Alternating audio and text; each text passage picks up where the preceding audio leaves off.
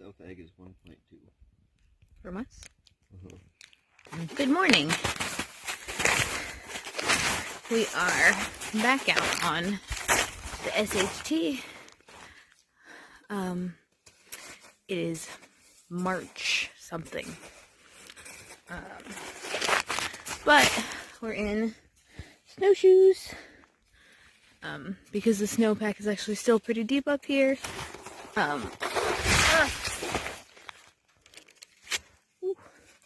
And I'm apparently not great at snowshoeing. But currently, we're climbing a large hill. And you can see Eli up there. There he is. Climbing. But snowshoes are super loud. And I think we're going all the way up that. But snowshoes are super loud for walking. So, unfortunately, there's just not good... There's no good walking scenes for you. But here's how deep the snow is. It's like midway up my gator. Or my calf. Right. Got a soldier on. I've lost him.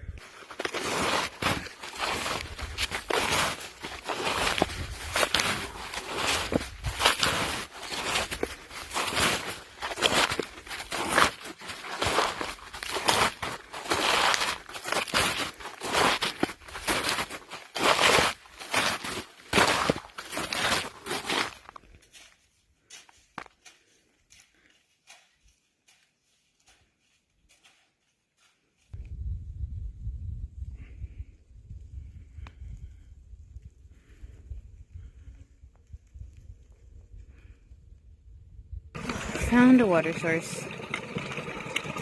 Deep. Had to break through the ice, but we could hear it from the bridge we were on. Okay, so we've made it to South Egge campsite. It is on this lake, Egge Lake, and I am currently standing in the sun because it's cold. But we've reached a point in the year where the heat from the sun actually has an impact on the warmth of the body.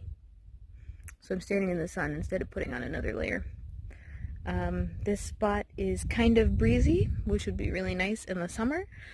But unfortunately, it is winter, and we are trying to avoid having too much wind come up underneath the tent.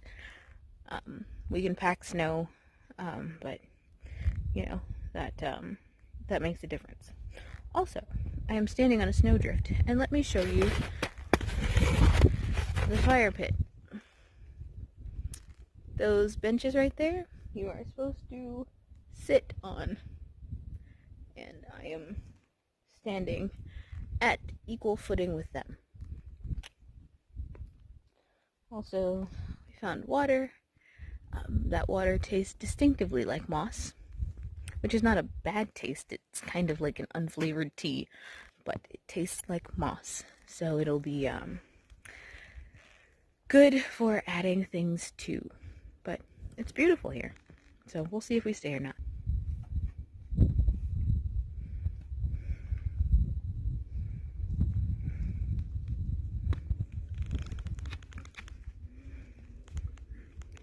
And that noise you hear is snowmobiles. Snowmobiling is a big part of winter up here. And now, because we're Minnesotans, instead of hiking through the woods and up the hills to the next campsite, because it's on the same lake, we're just going to walk across the extremely frozen lake to the second campsite.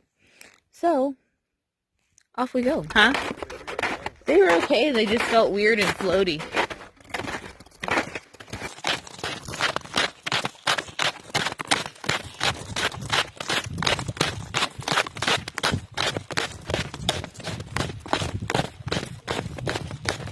Also, please be aware, if you do not know about the condition of the ice or the thickness, do not walk on a lake. It is not always safe. It can be really dangerous, especially if you don't have anybody with you or a way to call for help. Okay? So,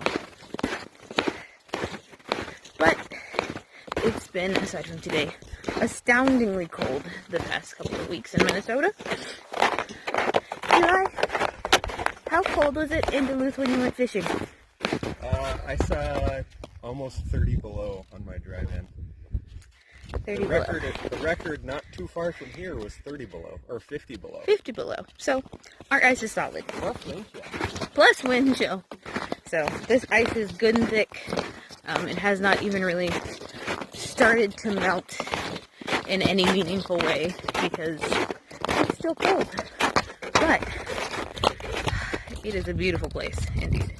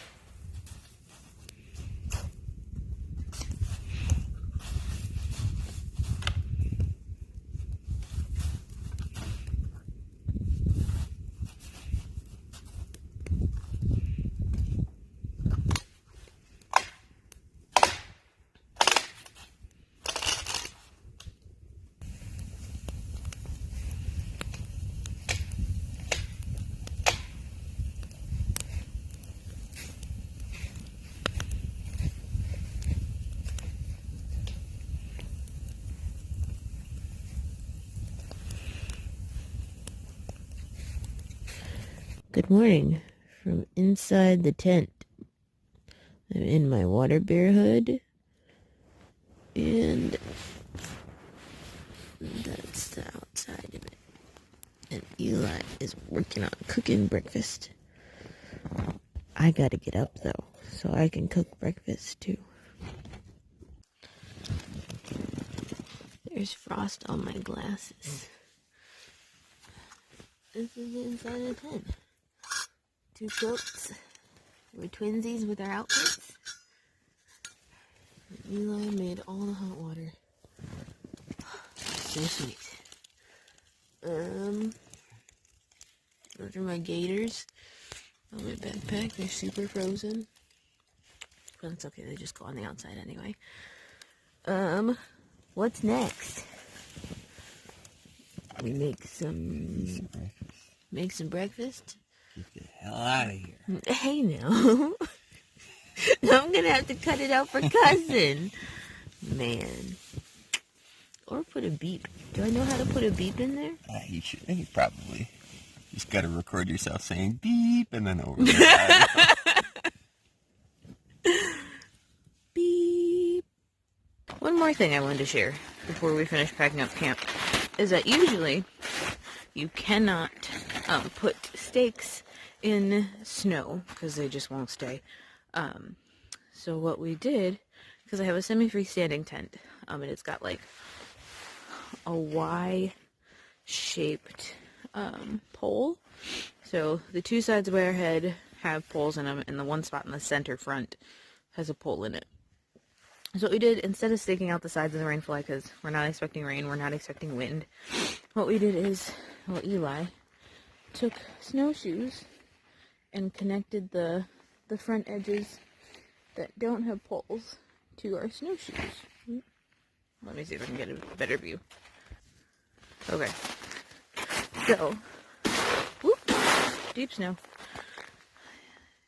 And took those two strings, connected it to the loop on the snowshoe, and buried the snowshoe halfway in snow. The other one, same thing, half in snow, also tucked behind a tree. And there's what our setup looks like. We've already started taking off the back of the rainfly. But it works just fine. As long as you're not expecting weather. If you're expecting weather, you're probably going to have to stake out everything with sticks or rocks or teardrop-shaped holes in the snow and paracord. But we're packing up. We're heading out.